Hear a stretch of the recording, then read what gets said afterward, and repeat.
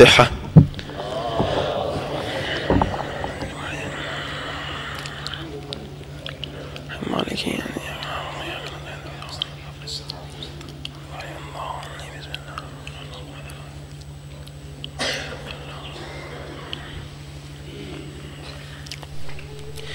ایک مرتبہ پھر بآواز بلند صلوات.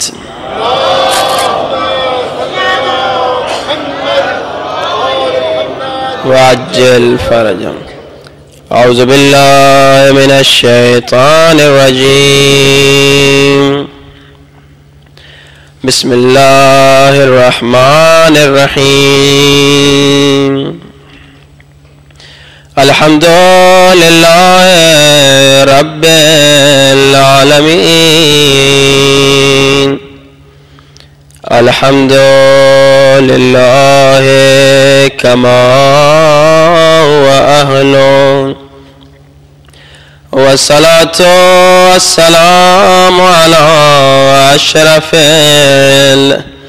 الأنبياء والمرسلين وخاتم النبيين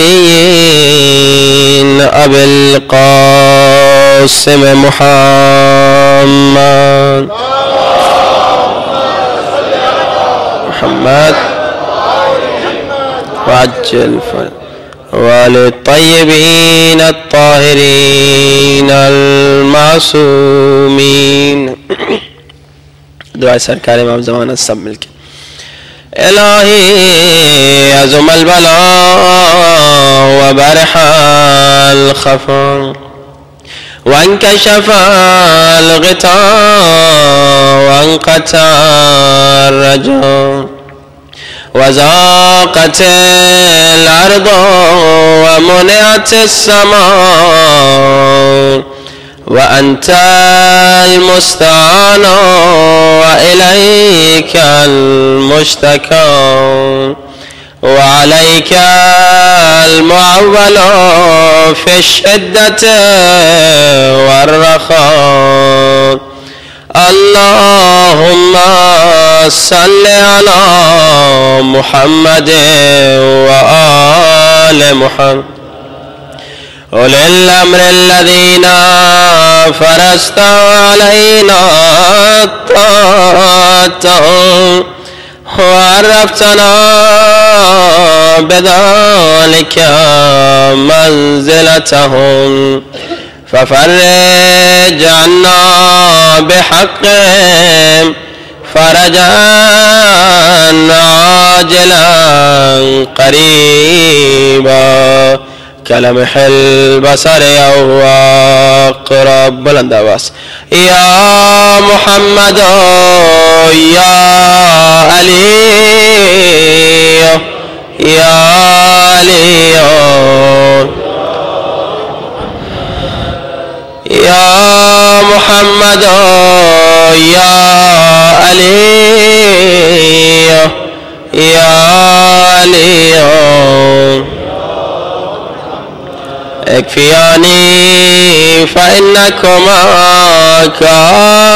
كافيان وانصراني فإنكما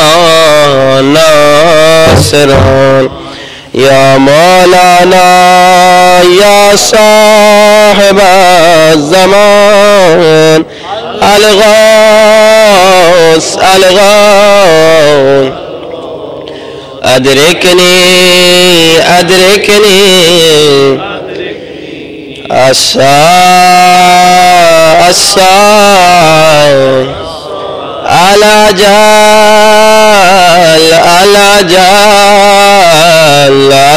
الأجال يا أرحم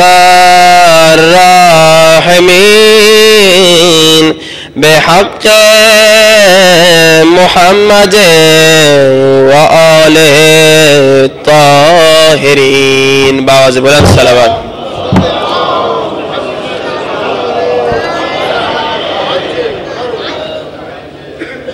أما بعد فقد قال الله تبارك وتعالى في كتابه المجيد: قد جاءكم من اللہ نور و کتاب مبین. ایک بلند ترین صلوات.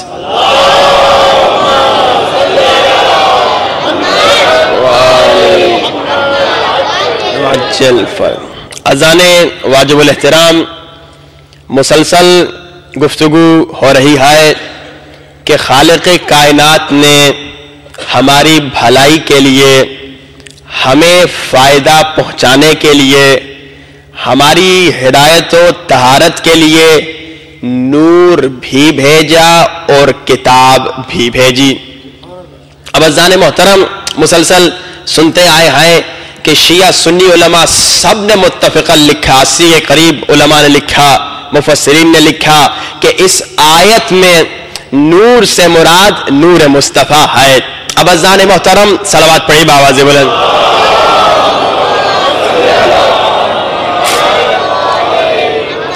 وعجل فرج.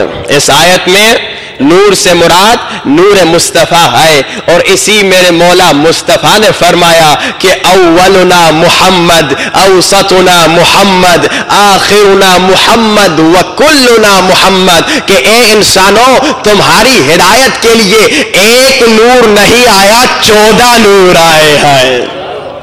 تمہاری ہدایت کے لیے ایک محمد نہیں 14 محمد آئے ہیں. کہ شاعر نے کہہ دیا خالق نے کچھ اس طرح اتارے ہیں محمد، خالق نے کچھ اس طرح اتارے ہیں محمد، ہر دور میں ہر شخص کو پیارے ہیں محمد، ہر دور میں ہر شخص کو پیارے ہیں محمد.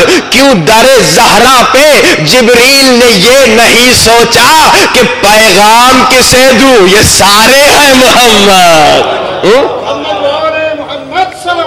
اللہم محمد وعجل فرج.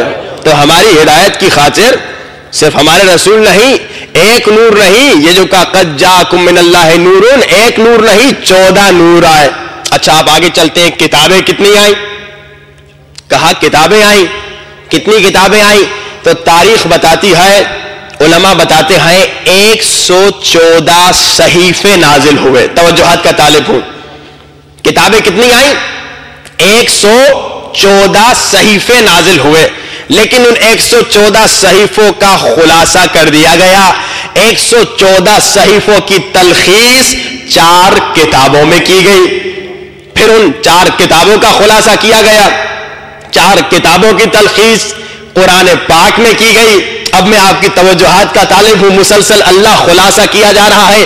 114 صحیفے بھیجے، ان کا خلاصہ کیا 4 کتابوں میں، پھر 4 کتابوں کا خلاصہ کیا قرآن پاک میں، پھر قرآن پاک کا بھی خلاصہ کیا سورہ مبارک الحمد میں، پھر سورہ فاتحہ کا بھی خلاصہ کیا بسم اللہ الرحمن الرحیم میں، پھر بسم اللہ الرحمن الرحیم کا بھی خلاصہ کیا بسم اللہ کے با میں، اور پھر بسم اللہ کی با کو بھی خلاصہ کیا با کے نقطے میں. اور میرے مولا علی نے فرمایا انا النقطہ تحت البا. یا علی یا علی کہ محمد با کمال علی صلوات.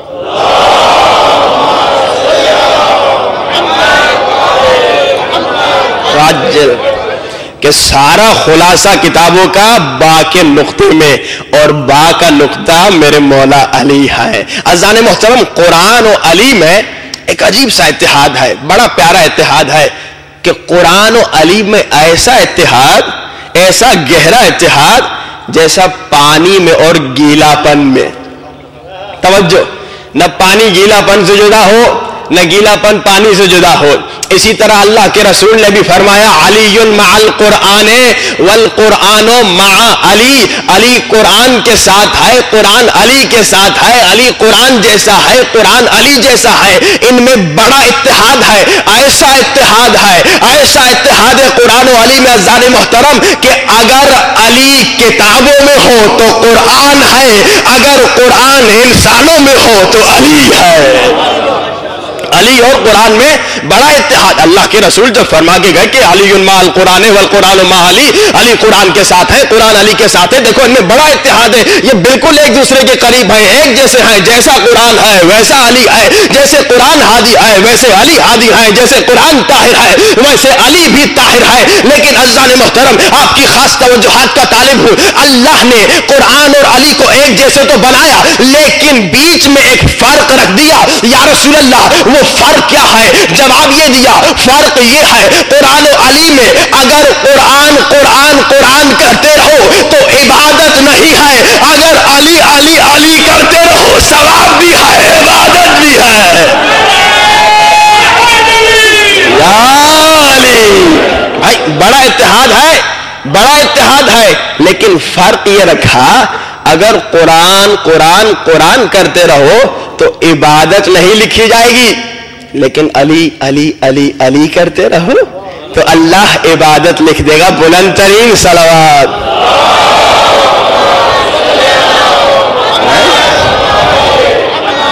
वाज्जिल। अच्छा जी, तो गुफ्तगू हुई, नूर आए 14 नूर, किताबें आई 114 सहीफे, लेकिन अल्लाह के रसूल की हदीस है, मशहूर मारूफ हदीस नूर के मुताल्लिक। अल्लाह के रसूल ने कहा, एक तो आपने सुन ली अव्वल मा खलक अल्लाह नूरी, लेकिन फिर कहा अना व अलीयुन मिन नूरिन वाहिद। तवज्जुहात का तालिब, ये जुमला कोई मामूली जुमला नहीं, अना व अलीयुन मिन नूरिन वाहिद, जिस नूर से मैं हूं उस नूर से अली है, जैसा मैं हूं वैसे अली है। तो बस ये भी मालूम हो गया, अना व अलीयुन मिन नूरिन वाहिद का नतीजा ये निकला कि जैसे नबी की मोहब्बत वाजिब है वैसे अली की मोहब्बत भी वाजिब है, और जैसे दुश्मन नबी जहन्नुमी वैसे दुश्मन अली भी जहन्नुमी। एक ही नूर है ना, अना व अलीयुन मिन नूरिन वाहिद। अच्छा, फिर आगे अल्लाह के रसूल ने फरमाया, या अली हुब्ब का जवाजुल जन्नह, या अली तेरी मोहब्बत जन्नत में जाने का पासपोर्ट। अच्छा, यहां पे एक साहब ने बहुत अच्छी तस्वीर कशी की, उन्होंने कहा कि भाई आप हर मुल्क में जब जाते हैं, किसी भी मुल्क में आपको वीजे की जरूरत होती है, पासपोर्ट भी साथ होना चाहिए, उस मुल्क की करेंसी भी होनी चाहिए। अब उसने तस्वीर कशी ऐसी की कि जन्नत को उसने एक मुल्क तस्वुर किया, का कयामत का रोज था, कयामत का दिन था, सारे मुसलमान जन्नत की तरफ दौड़े, इमिग्रेशन ऑफिसर फरिश्ते थे और मुसलमान आ गए। मुसलमानों ने कहा, सारे मुसलमान ने कहा कि ए फरिश्तों, इमिग्रेशन ऑफिसर्स, ये देखिए हम हज का पासपोर्ट लेकर आए हैं, नमाजों की करेंसी लेकर आए हैं, रोजों का वीजा लेकर आए हैं। फरिश्ते देखेंगे, फिर आदमी को देखेंगे, फिर देखेंगे पासपोर्ट को, देखेंगे वीजे को, देखेंगे करेंसी को, देखेंगे, कहेंगे यहां धोखाबाजी नहीं चलती, झूठे डॉक्यूमेंट्स नहीं लेकर आओ। कहेंगे भाई ये झूठा क्यों है? कहेंगे सच्चा डॉक्यूमेंट, असली पासपोर्ट तो वो है जिसमें मोहब्बत अली हो। भाई बगैर मोहब्बत अली वाला पासपोर्ट नहीं चलेगा। अब तस्वीर थी, उन्होंने तस्वीर कशी की, कहा कि अब हमारे पाकिस्तान के माहौल को देखते हुए उन्होंने कहा, लोगों ने कह दिया देखो भाई साहब, अब आज स्टैंप लगा दो, कल से हम सही पासपोर्ट लेके आएंगे, नेक्स्ट टाइम जब आएंगे तो फरिश्ते मुस्कुरा के कहेंगे भाई ये पाकिस्तानी इमिग्रेशन नहीं कि झूठे डॉक्यूमेंट्स पे भी स्टैंप लगा दे। सलावत पढ़िए आवाज़ बुलंद।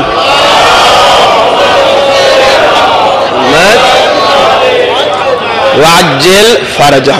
तो अज़ान मोहतरम, अल्लाह के रसूल ने फरमाया जन्नत में जाना है तो पासपोर्ट की जरूरत है। क्या फरमाया? हुब्बो अली जवाजुल जन्नह, जन्नत में जा नहीं सकते जब तक अली से मोहब्बत न हो।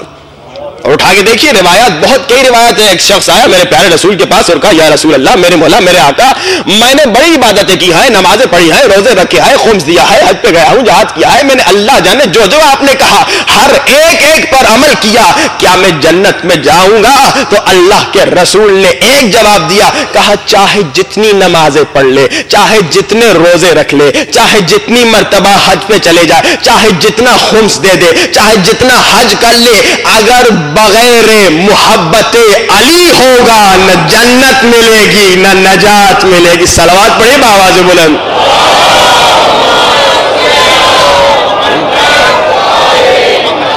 وعجل فرجن کہ شاعر کہتا ہے مت پوچھیے ہم سے کہ کیا کہتے ہیں ہم لوگ، توجہات کا طالب ہوں، مت پوچھیے ہم سے کہ کیا کہتے ہیں ہم لوگ، جو بھی جسے کہتے ہیں بجا کہتے ہیں ہم لوگ، جو بھی جسے کہتے ہیں بجا کہتے ہیں ہم لوگ، کم کہتے ہیں نہ ہرگز سوا کہتے ہیں ہم لوگ، جو ہم سے پیغمبر نے کہا تھا کہتے ہیں ہم لوگ، جو ہم سے پیغمبر نے کہا تھا کہتے ہیں ہم لوگ، دوزخ کو سبب جانتے ہیں بغض علی کا، جنت کو محبت کا صلہ کہتے ہیں ہم لوگ۔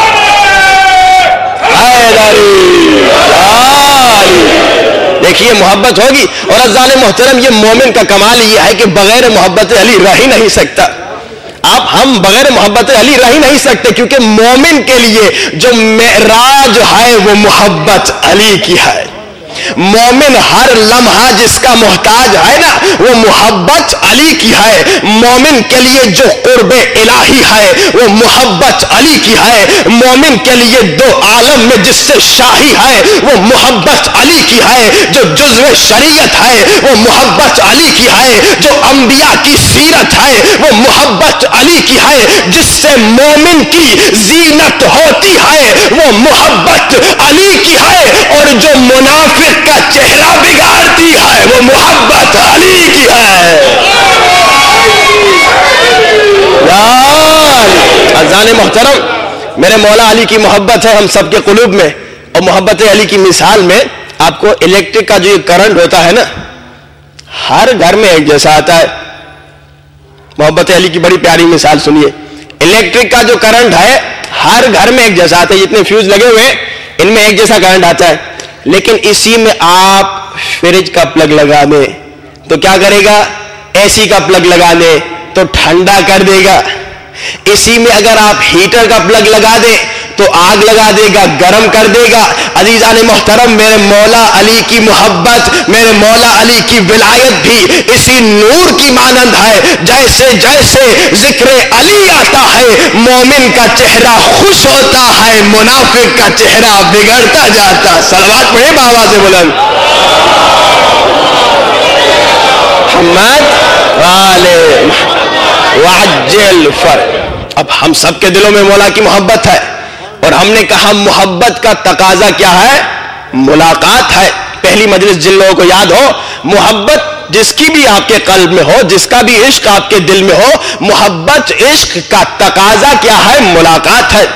اب ہمارے دلوں میں مولا علی کی محبت ہے، ہمارے دلوں میں مولا حسین کی محبت ہے، تو محبت کی وجہ سے ہم ان کی قبور پہ جاتے ہیں، محبت کی وجہ سے ہم ان کی زیارت کو جاتے ہیں۔ الحمدللہ کتنے مومنین کربلا گئے، کتنے مومنین شام گئے، اللہ ان سب کو خیر و خیریت سے واپس لے کر آئے، لیکن یہ کون سی چیز انہیں کھینچ کے لے گئی؟ یہ عشق مولا علی تھا، یہ محبت مولا علی تھی۔ لیکن آئیے آج ہر روز کی طرح ایک اعتراض سنیں اور اس کا جواب کہ کہہ دیا زیارت قبور ائمہ و اہل بیت پہ کیوں جاتے ہو؟ کیونکہ ویسے ہی آپ نے ایک دن ہم نے گفتگو کی تھی، انہوں نے کہا کہ یہ تو مردہ ہے نعوذ باللہ، اہل بیت یا نبی کے متعلق اس پہ ہم نے گفتگو کی تھی کہ رسول زندہ ہے، ائمہ اطہار زندہ ہیں، لیکن انہوں نے کہا آپ جو زندہ نہیں ان کے عقیدے کے مطابق، کہا آپ قبروں میں کیا رکھا ہے؟ قبر میں کچھ بھی نہیں، تو پھر تم ان کی زیارت کو کیوں جاتے ہو؟ آج آئیے انشاءاللہ شیعہ سنی کتابوں سے ثابت کرتے ہیں کہ زیارت پہ جانا کوئی بدعت نہیں بلکہ عبادت ہی عبادت ہے۔ اچھا جی، اہل سنت کے ایک بہت بڑے امام ہیں امام مالک، ان کے پاس ان کے زمانے کا ایک بادشاہ آیا منصور دوانقی۔ منصور دوانقی جب پہنچا امام مالک کے پاس تو منصور دوانقی نے کہا امام مالک میں زیارت رسول پہ جانا چاہتا ہوں، تو آپ مجھے طریقہ سکھائیے کہ زیارت کس طرح ہوتی ہے۔ اب اگر بدعت ہوتا تو امام مالک ڈانٹ دیتے کہ زیارت پہ نہ جاؤ۔ امام مالک نے ڈانٹا نہیں، شیعہ عالم نہیں، شیعہ امام نہیں، اہل سنت کے امام ہیں مالکیوں کے، امام مالک نے ڈانٹا نہیں بلکہ طریقہ سکھایا کہ اس طرح جانا۔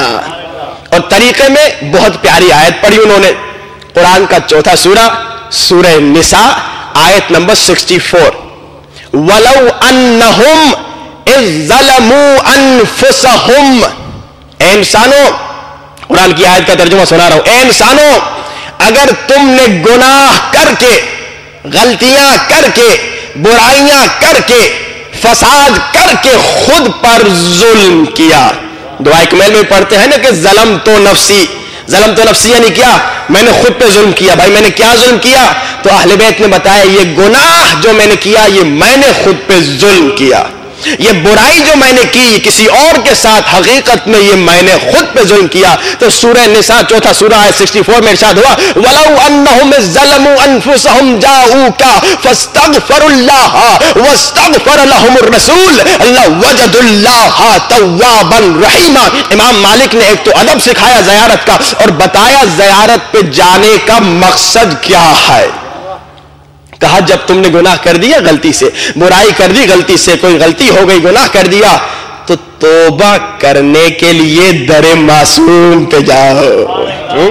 توبہ کرنے کے لیے وَلَوْ أَنَّهُمْ إِذْ ظَلَمُوا أَنفُسَهُمْ خود پہ ظلم کیا جاؤ در مصطفیٰ پہ. مصطفیٰ تیرے در پہ آئیں گے. گناہ کس کے کیے؟ اللہ کے کیے. مخالفت کس کی اللہ کی بات کس کی نہیں مانی؟ اللہ کی نہیں مانی. لیکن اللہ کہہ رہا ہے جاؤ میرے مصطفیٰ کے در پہ. جب مصطفیٰ بخشے گا تو میں بھی تواباً رحیمہ سب سے بڑا بخشنے والا ہوں.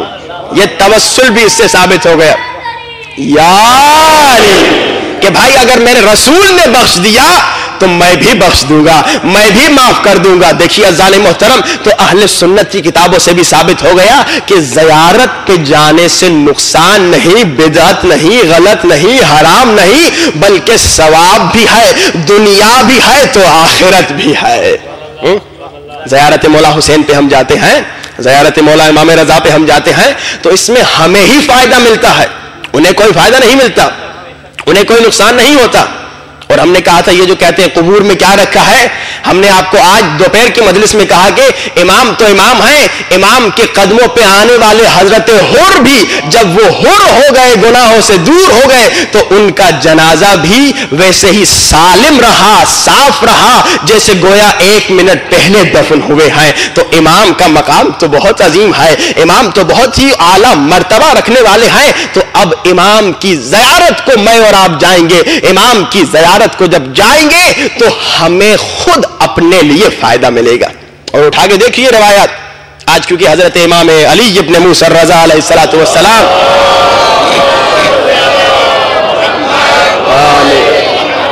وعجل فرد میرے مولا کی شب شہادت ہے, تو مولا کی زیارت کے متعلق آپ کو چند واقعات سناؤں. اور کیونکہ ہم بھی مشہد میں رہتے ہیں تو ہم نے خود بھی دیکھے کئی واقعات, لیکن آج آپ کو ایک بہت عظیم پیارا واقعہ خود امام کی زندگی کا بتاتا ہوں. تاریخ گواہ ہے کہ جب میرے مولا کو لایا گیا توس کی طرف, مشہد کی طرف جو آج کا مشہد ہے, تو راستے میں جب نیشاپور میں امام کا قافلہ کاروان پہنچا تو اطراف کے جتنے گاؤں تھے, شہر تھے, سارے مومنین کو خبر مل گئی کہ فرزند زہرا نیشاپور میں ہیں. تو مومنین سارے دوڑے کہ چلو ہم جائیں, مولا امام رضا کی زیارت ہو جائے, امام سے ملاقات ہو جائے. ان میں سے ایک مومن تھا جو 60-70 سال کی ایج کا تھا. دیکھیے عشق جب, محبت جب دل میں ہوتی ہے تو ایج وغیرہ نظر نہیں آتی. 70 سال کا تھا. اچھا اس زمانے میں تو نہ گاڑی تھی, نہ موٹر بائک تھی, نہ جہاز تھا, اور وہ بھی تھا غریب, اس کے پاس گدھا تک نہیں تھا کہ بیٹھ کر آئے. پیدل 40 کلومیٹر کے فاصلے سے نیشاپور پہنچا. اب دیکھیے رات کو پہنچ گیا تو اس نے کہا رات کو آرام کرتا ہوں, صبح سویرے حمام جاؤں گا, کیونکہ ایران میں باہر حمام ہوتے تھے, آج بھی باتھ روم باہر ہوتے ہیں لیکن آج کل گھر میں بن گئے ہیں, پہلے اکثر ہی باہر ہوتے تھے.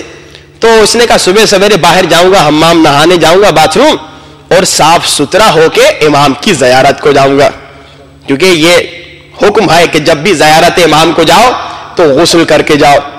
ایک تو ظاہری غسل ہے لیکن ایک باطنی غسل ہے, یعنی گناہوں سے خود کو پاک کر کے جاؤ. اچھا جی, اب اس نے کہا میں صبح سویرے امام کی زیارت کو جاؤں گا. شاید بعض کو یہ واقعہ سنا ہوا ہو.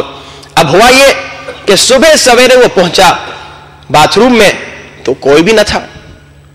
اب بیچارہ بوڑھا تھا, خود کو دھونے لگا, سر صاف کرنے لگا, پورا بدن صاف کرنے لگا, لیکن اس کا ہاتھ اس کی پیٹھ تک نہیں پہنچ رہا تھا.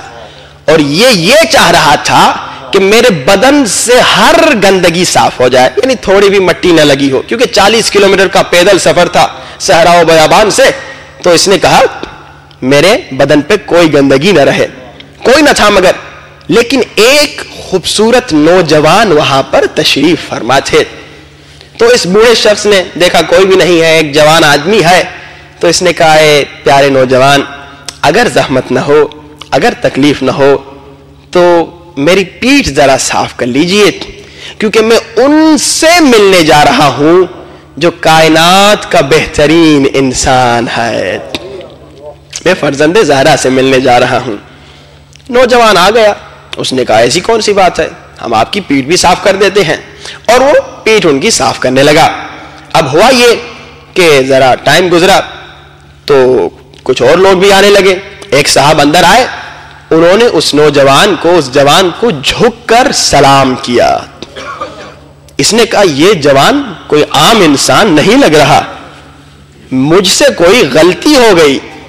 پھر دوسرا آدمی آیا، پھر تیسرا آدمی آیا، 4 5 6 لوگ جب آئے، سارے جھک کر اس جوان کو سلام جب کرنے لگے تو اس بوڑھے نے سمجھ لیا کہ مجھ سے کوئی غلطی ہو گئی ہے، یہ بوڑھا انسان، یہ جوان انسان کوئی عام انسان نہیں ہے۔ ساتھ میں جو نہا رہا تھا اس نے اس سے پوچھ لیا ذرا مجھے بتاؤ یہ کون ہے جو میری پیٹھ صاف کر رہا ہے؟ اب سنیے اس شخص نے کیا نہیں جانتے؟ کہا خدا کی قسم نہیں جانتا، میں صبح سویرے آیا تھا نہانے کے لیے، کوئی نہ تھا، بس یہ نوجوان، یہ جوان تھا، میں نے ان سے ریکویسٹ کی، انہوں نے میری بات مان لی۔ تو اب سنیے دوسرے ساتھ والے نے کہا اے بوڑھے شخص، اے پیر مرد، کیا نہیں پہچانا یہ تمہارے مولا امام رضا ہے؟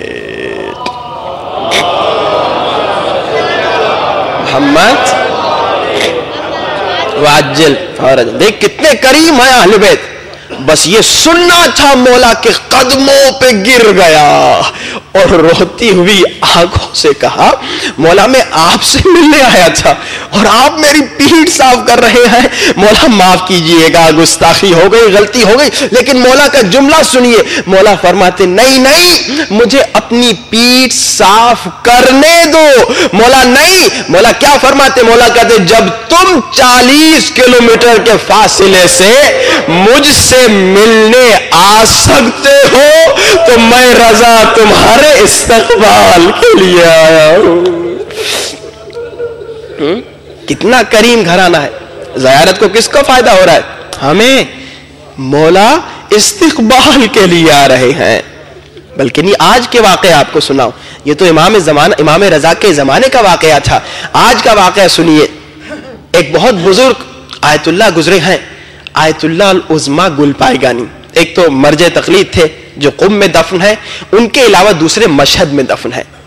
ان کی عادت تھی 40 سال تک پہلے حرم میں امام رضا بند ہوتا تھا رات کو، 40 سال تک جب بھی امام کے حرم کا دروازہ کھولتا تھا، حرم میں پہلے داخل ہونے والے آیت اللہ گلپائگانی تھے۔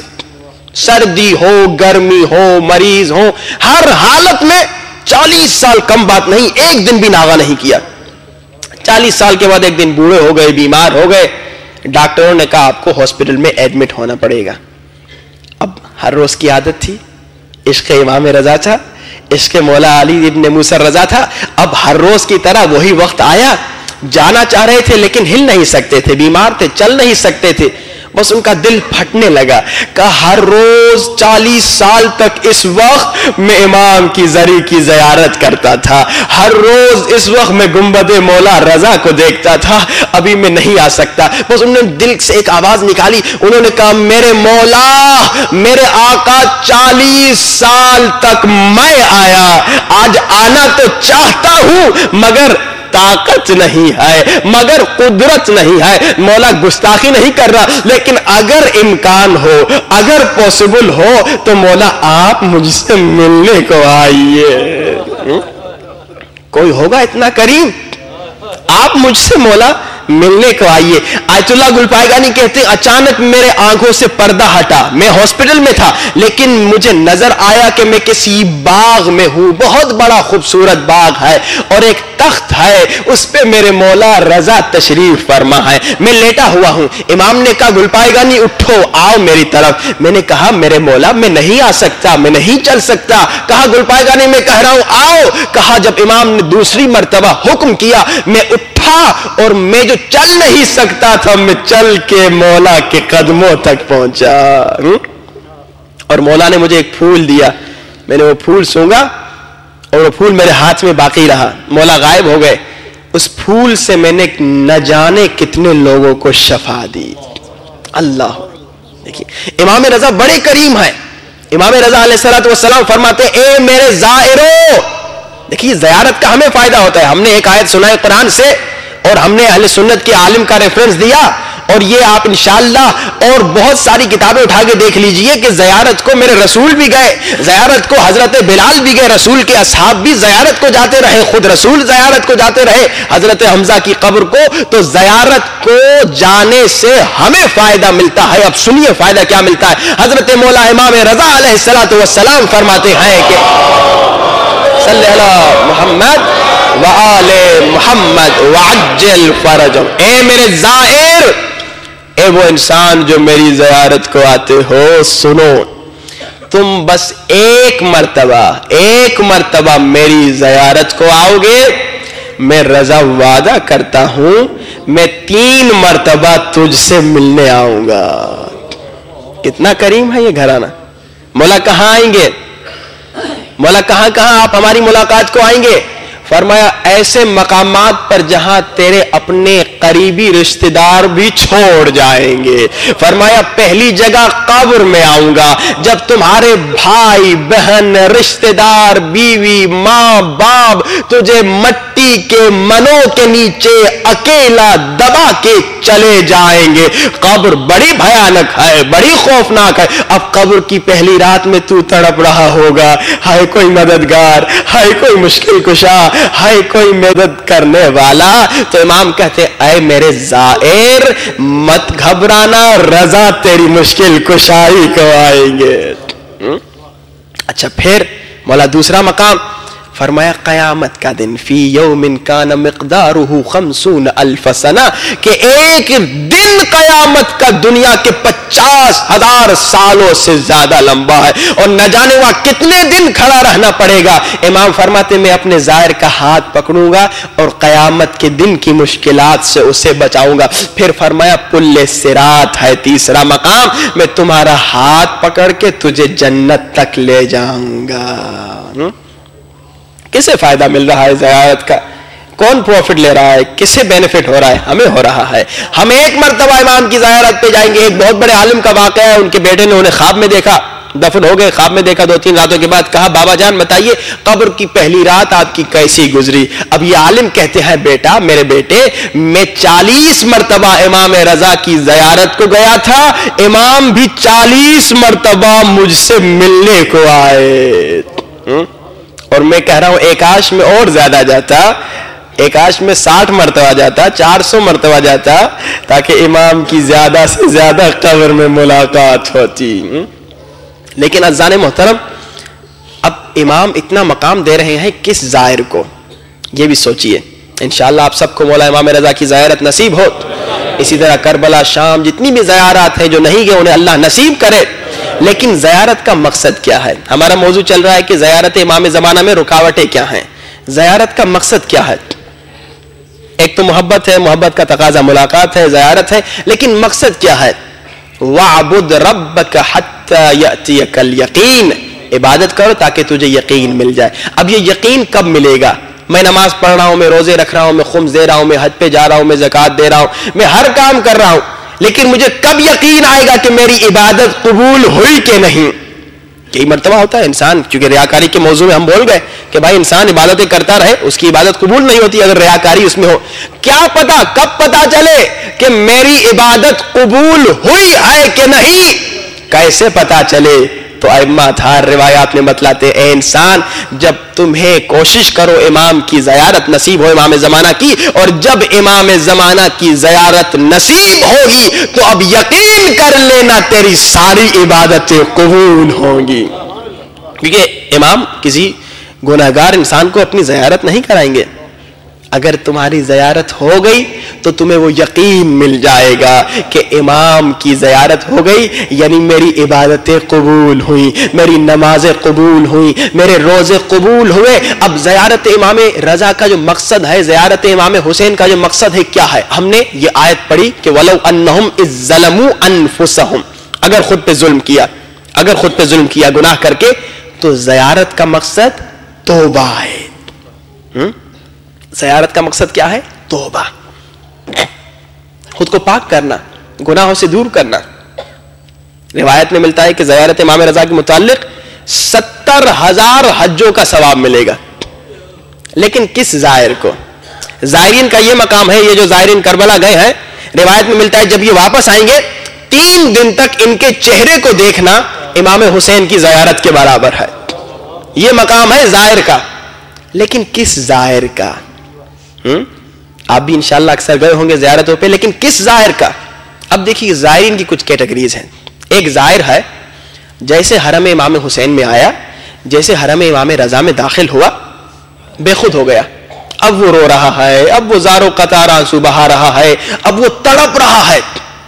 امام کی زری کے سامنے زار و قطار روتا ہوا تڑپ رہا ہے. کیا مطلب؟ یعنی امام کی زری کے سامنے کوئی گناہ نہیں کر رہا.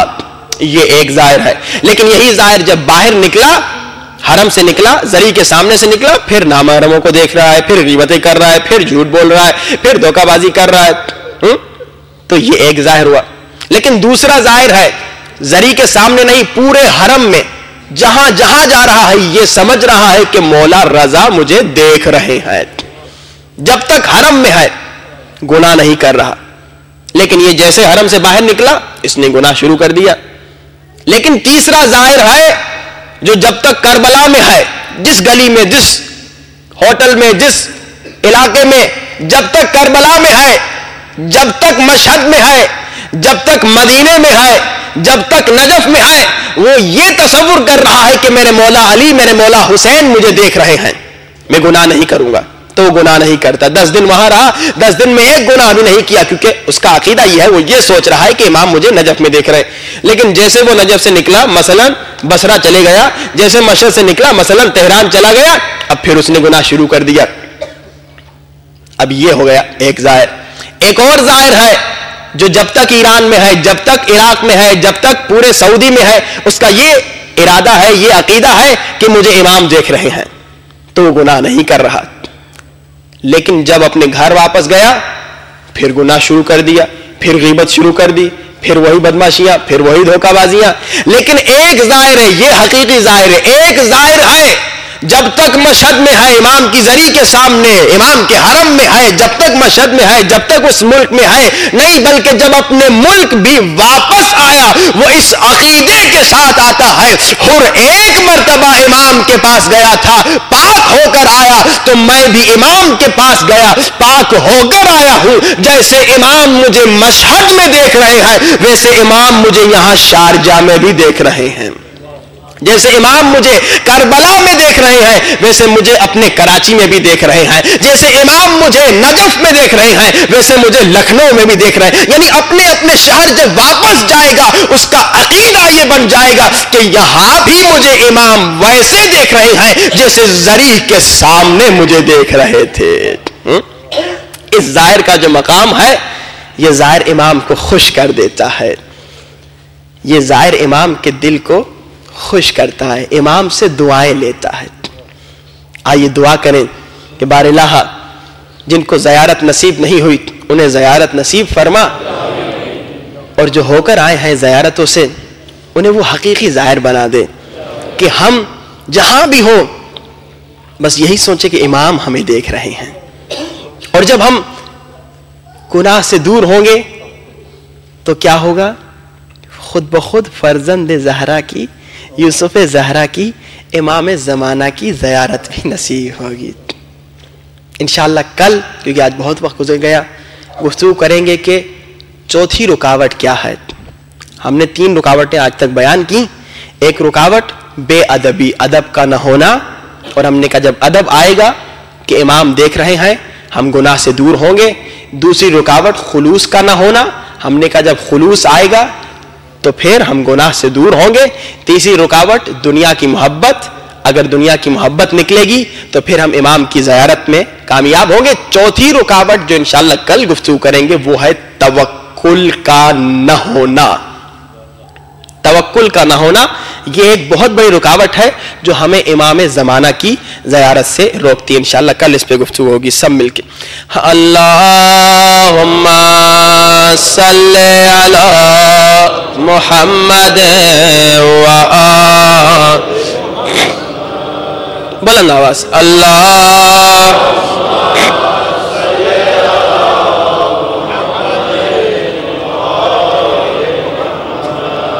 اللہم صلی علی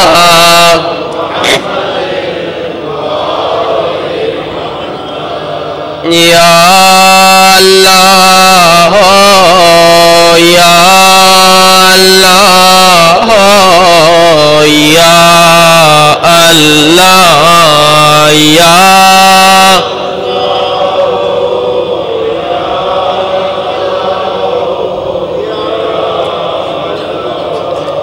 میرے اللہ بخش دے آج ہم سب کے سارے گناہ، میرے اللہ تجھے واسطہ اس مظلومہ بی بی کا آئے جو شام کے زندانوں میں روتی تھی،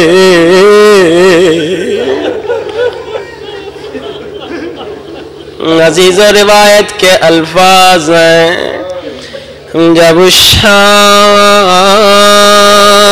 میں شام ہوتی تھی، پرندے گرو گرو بنا کے زندان شام کی چھت سے گزرتے تھے، جناب سکینہ کی نظر جب پرندوں پہ پڑتی تھی، بھائی سجاد کی انگلیاں پکڑ کے پوچھتی تھی، بھیا سجاد یہ پرندے کہاں جا رہے ہیں؟ سجاد سنتے تھے خود بھی زاروں قطار روتے تھے، سارے زندانیوں کو بھی رلاتے تھے، پھر رو کے کہتے تھے سکینہ یہ اپنے اپنے گھر جا رہے ہیں۔ گھر کا نام آتا تھا، سکینہ رو کے پوچھتی تھی بھیا ہم اپنے گھر کب جائیں گے، کب جائیں گے؟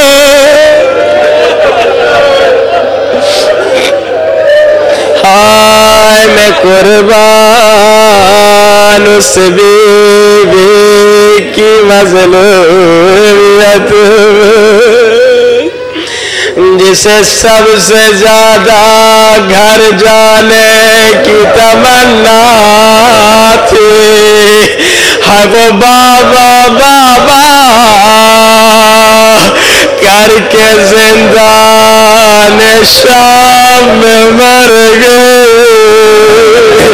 روتی ہوئی آنکھوں سے آنچوں کو سروں سے بلند کیجئے، دعا کی قبولیت کا وقت ہے، بلند آواز سے یا غفار یا غفار۔ سب اپنے ہاتھوں کو سروں سے بلند کیجئے، یا غفار یا غفار یا غفار یا غفار۔ اللہ بڑا غفار ہے، بڑا رحمان ہے، بڑا بخشنے والا ہے۔ میں ہر روز ہر رات یہ کہہ رہا ہوں، یقین جانیے اگر اللہ نے مجھے اور آپ کو بخشنا نہ ہوتا ہرگز مجلس میں آنے نہ دیتا۔ ہمارا مجلس میں آنا دلیل ہے اللہ بخشنا چاہتا ہے۔ اب سنو اللہ کتنا کریم ہے۔ حضرت موسیٰ کا زمانہ تھا، اللہ نے اپنے نبی پہ وحی نازل کی، اے موسیٰ جی میرے رب، موسیٰ تیرے شہر میں فلاں محلے میں ایک گنہگار رہتا ہے، سارے شہر والوں کے ساتھ جا اس گنہگار کو شہر سے نکال دے۔ آپ کہیں گے ابھی تک تو آپ ہر رات یہ کہتے آئے اللہ کریم ہے، اللہ 70 گناہوں کو چھپانے والا ہے، آج اسے شہر سے کیوں نکالا؟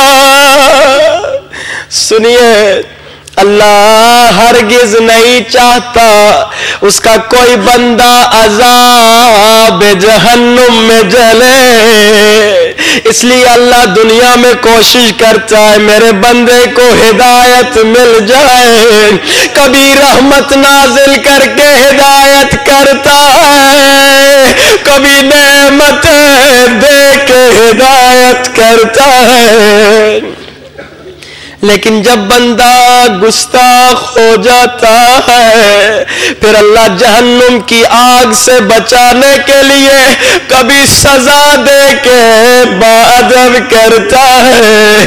اسی لیے امام زین العابدین دعائے ابو حمزہ صومالی کے پہلے جملے میں فرماتے ہیں، کیا کہتے ہیں؟ الہی میرے اللہ،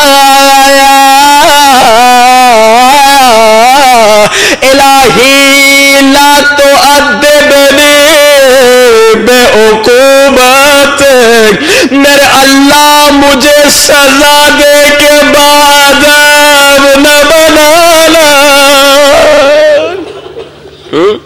سزا دے کے بعد اب نہ بن۔ کیسے بات؟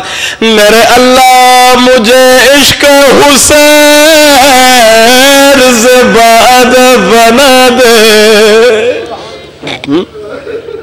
حضرت موسیٰ گئے، سارے شہر والے آئے، سب نے اسے شہر سے نکالا، ذلیل ہو گیا، بدنام ہو گیا، لیکن عزیزو سوچنے کی بات ہے نا، وہ کسی اور شہر بھی جا سکتا تھا، کسی اور ملک بھی جا سکتا تھا، مگر نہیں گیا، جنگل و بیاباں میں چلا گیا، زارو قطار رو رو کے کہنے لگا، میں میرے اللہ میری نہ دنیا رہی نہ آخرت، یا من لہ دنیا والآخرہ ارحم من لیس لہ الدنیا والآخرہ. میرے اللہ مجھ پہ رحم فرما جس کی نہ دنیا رہی نہ آخرت. روایت میں ملتا ہے روتا روتا اس کے مرنے کا وقت آ گیا. اب سنیے اللہ کتنا کریم. اللہ نے آسمان میں اپنے فرشتوں سے کہا 2 فرشتوں تم جلدی میرے اس بندے کے پاس جاؤ. کیوں میرے اللہ؟ ہائے میرا بندہ اکیلا مر رہا ہے. تم میں سے کس کی ماں کی شکل میں جائے ایک اس کے باپ کی شکل میں جائے تاکہ اسے غربت کا احساس نہ ہو. کتنا کریم ہے خدا. لیکن اب رحمت کم نہیں ہوئی. اب اور سنو. ادھر اللہ نے موسیٰ پہ وحی نازل کی. موسیٰ جنگل میں ایک میرا محبوب مر گیا ہے. جلدی سارے شہر والوں کے ساتھ جاؤ اس کے لیے نماز جنازہ پڑھو دفن کرو. سارے شہر والے آئے دیکھا یہ تو وہی گناہگار ہے. موسیٰ نے کہا میرے اللہ یہ تو وہی بدکار ہے جسے تیرے حکم سے نکالا تھا.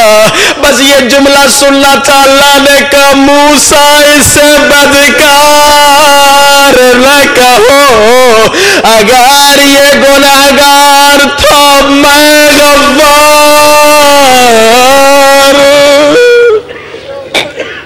اگر یہ بد تھا میں بہترین میں کریم.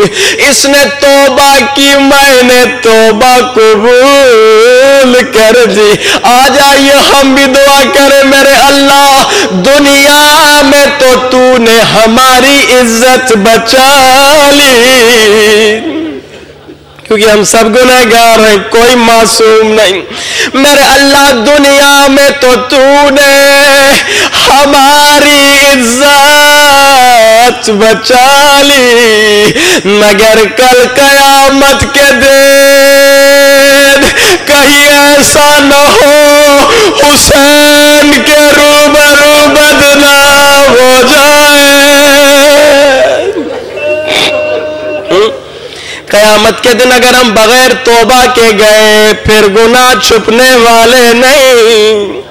روایت میں ملتا ہے قیامت کا دن ہوگا مومن عاشق حسین علی سے محبت کرنے والا جب اپنے اعمال نامے کو دیکھے گا کیا دیکھے گا گناہ کیا گناہ کیا گناہ کیا. اب جب گناہ کے علاوہ کچھ نظر نہیں آئے گا روتی ہوئی آنکھوں سے کہے گا فرشتوں بچاؤ میرے مولا عباس کہاں ہے. ہمارے پاس تو یہی وسیلے ہیں نا. روتی ہوئی آنکھوں سے کہے گا بتاؤ میرے آقا علی اکبر کہاں ہے. فرشتے کہیں گے وہ نور جو دیکھ رہے ہو وہ تیرے مولا عباس کا نور ہے وہ مولا اکبر کا نور ہے. روایت کے الفاظ ہے اب یہ مومن دوڑنے کی کوشش کرے گا تاکہ حضرت عباس تک پہنچ جاؤں مگر فرشتے روک کے کہیں گے تجھے شرم نہیں آتی ان گناہوں کے ساتھ ہائے علی کے بیٹے کے پاس جا رہے ہو. دنیا میں تجھے موقع دیا تھا تم نے توبہ کیوں نہیں کی. موقع یہاں ملے گا یہاں چیخ چیخ کے گناہوں پہ رو گے تو وہاں کے رونے سے بچو گے لیکن اگر یہاں توبہ کر کے نہیں گئے پھر وہاں خون کے آنسو بھی بہاؤ تو کوئی فائدہ نہیں ملے گا. آئیے یہیں پہ واسطہ دیں، یہیں پہ دعا مانگے، یہیں پہ توبہ کریں، یہیں پہ ہور بنے، مگر وعدہ کر کے جائیں۔ بارلاحاج توبہ کرتے ہیں، قسم لیتے ہیں عباس کے بازوؤں کا، پھر گناہ نہیں کریں گے۔ ہاتھوں کو بلند کیجئے، سب مل کے کہیے یا غفارو، یا غفارو،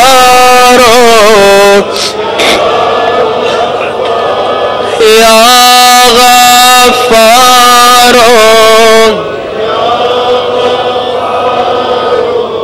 یا غفار، یا غفار،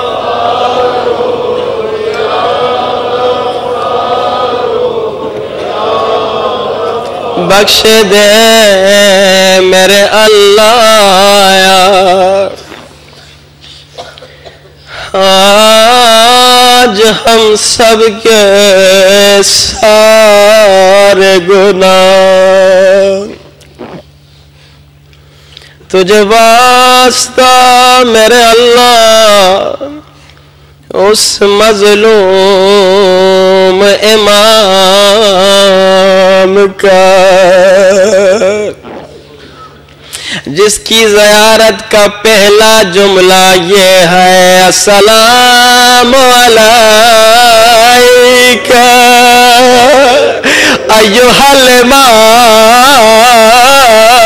الغریب۔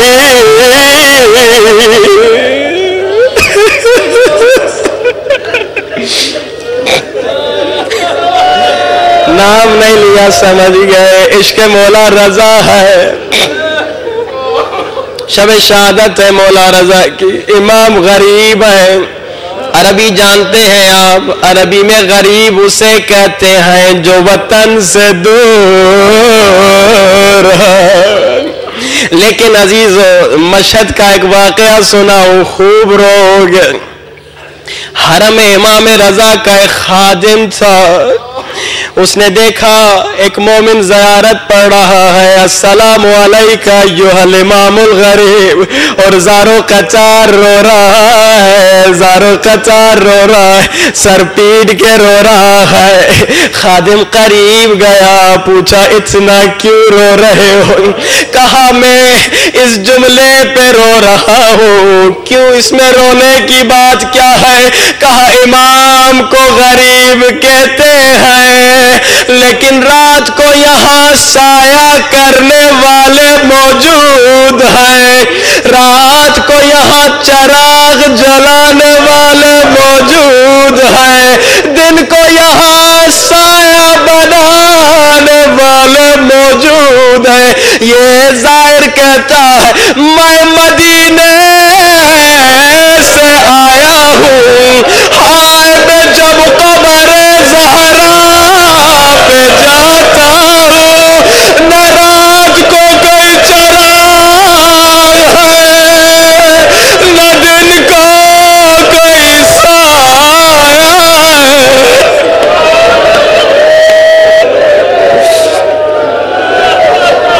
تڑپا دینے والا جملہ کہہ گیا۔ بڑے مظلوم ہے ہمارے مولا، بڑے مظلوم ہے ہمارے آقا۔ عزیزو، روایت میں ملتا ہے جلودی ایک ظالم تھا جسے حکم ملا مدینے میں سب کے گھروں کو لوٹ دو، حتیٰ امام رضا کے گھر کو بھی لوٹ دو۔ عزیزو، سب کے گھروں سے لوٹ دیا اس نے، اب امام رضا کے گھر کی باری آئی۔ حکم یہ ملا تھا حتیٰ خواتین کے زیورات کو بھی لوٹ دو، بس ایک کپڑا بدن پہ رہے اور گھر میں کچھ بھی نہ رہے۔ جیسے امام رضا کے گھر کے قریب آیا، امام رضا نے ساری سیدانیوں کو ایک کمرے میں بھیج دیا خود باہر گئے. کہا جلودی اندر گھر میں نہ آنا, ہم سید ہیں ہمارے گھر میں نہ آنا. اندر گھر میں نہ آنا, جو چاہتے ہو میں تجھے دوں گا. سارا سامان مولا نے اسے دے دیا. لیکن اب میں عرض کروں گا مولا رضا آیا اپنے ظالم کو گھر میں نہ آنے دیا. لیکن ہائے میں قربان علی کی مظلومیت پہ, رسول کی وصیت تھی یا علی تلوار نہ اٹھانا. ہائے ظالموں نے دروازہ جلا دیا. ہائے کسی ظالم نے زہرا کو تازیانہ مارا.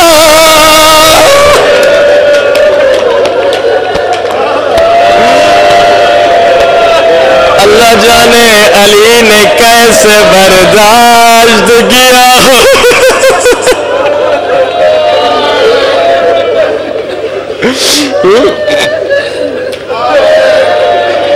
عزیزوں, امام رضا کو ظالم نے زہر دیا.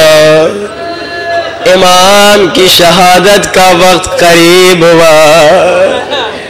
امامت کے معجزے سے امام کے شہزادے امام محمد تقی آ گئے. بابا کو غسل دیا, کفن کیا. آخری لمحوں میں بابا کا سر اپنی جھولی میں رکھا. مولا رضا وصیتیں کر رہے تھے, امام محمد تقی سن رہے تھے, زاروں قطار رو رہے تھے.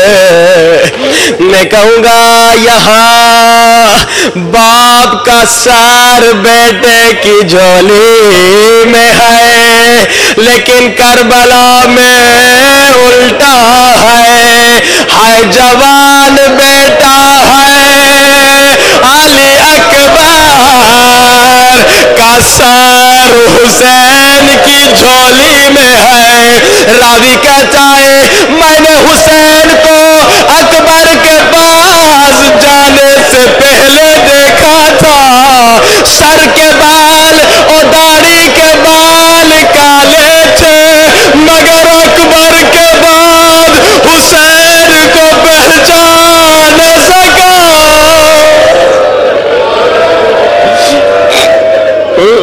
سر کے اور داڑھی کے بال سفید ہو گئے. مولا رضا کی شہادت تو ہو گئی, لیکن عزیزوں رونے کے لیے کوئی بہن نہ تھی, رونے کے لیے کوئی بیٹی نہ تھی. میں ہاتھ جوڑ کے کہوں گا مولا یہ سچ ہے کہ رونے کے لیے کوئی بہن بیٹی نہ تھی, لیکن اچھا ہوا کہیں اگر خدا نہ خواستہ بہن و بیٹی ہوتی, ظالم وہی حشر نہ کرتا جو زینب و سکینہ کا کیا. لیکن عزیزوں, مولا رضا کی بہن جناب حضرت معصومہ بھائی کی محبت میں مدینے سے چل چکی تھی.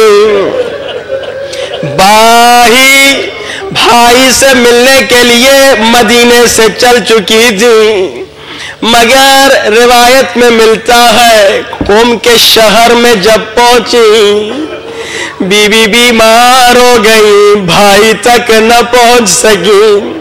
بعض روایات میں ملتا ہے جب قم کے شہر میں پہنچی تب تک امام رضا کی شہادت ہو چکی تھی. جب بہن کو خبر ملی دیکھا نہیں, جب بہن کو خبر ملی بہن بیمار ہو گئی. اسی بیماری نے جناب معصومہ کو شہید کیا, مگر ہائے میں قربان